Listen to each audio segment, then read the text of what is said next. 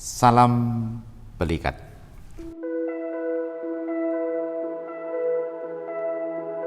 Saudara-saudari yang terkasih dalam komunitas gereja Katolik, kita mengenal di dalam gereja itu yang kita pahami dengan istilah devosi.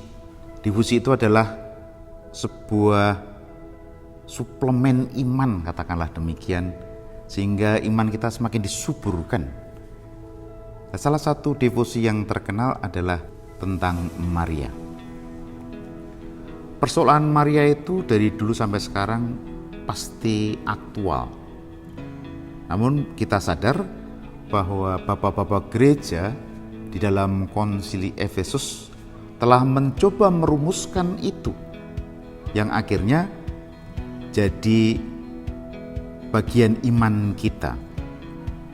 Yang selalu dipersoalankan adalah salah satunya adalah terkait dengan keperawanan Maria contohnya. Bagaimana mungkin seorang yang sudah melahirkan masih disebut perawan? Gitu.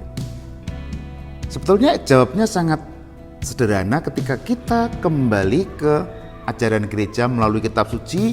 Dijelaskan begitu bahwa ketika Musa di padang gurun melihat api di tempat semak berduri, tetapi semak itu tidak membakar. Lalu kesimpulan teologinya adalah Allah hadir dalam segala bentuk, tidak merusak materi. Demikian juga Allah hadir dalam perawan Maria, tidak merusak materi dalam diri Maria. Maka Maria mendapatkan martabat Maria tak bernoda itu. Di dalam devosi-devosi itu muncul yang disebut dengan ikonografi. Ikon-ikon seperti patung, gambar, dan sebagainya. Gereja tidak menyembah patung itu, tetapi patung itu hanya sebagai sarana yang awalnya untuk sarana katekesis. Untuk mengajarkan anak itu lebih gampang dengan gambar, dengan patung daripada membaca. Karena zaman dulu mungkin tidak semua orang bisa membaca. Lalu sampai sekarang seringkali yang menjadi pertanyaan bahwa orang Katolik itu menyembah patung. Jawabnya sebetulnya tidak. Karena sekali lagi patung itu hanya sebagai sarana, bukan tujuan. Kalau sebagai tujuan maka itu salah. Jadi orang Katolik harus menyadari ada atau tidak ada patung, bahwa kita tetap harus bisa berdoa kepada Bunda Maria. Apakah orang Katolik menyembah Maria? Jawabnya juga tidak. Karena ada dua istilah yang harus kita pahami, dulia dan latria. Untuk menyembah itu kita gunakan istilah latria. Sementara untuk menghormati itu kita gunakan dulia. Lah pada diri Maria itu kita mengatakan istilah dulia, menghormati.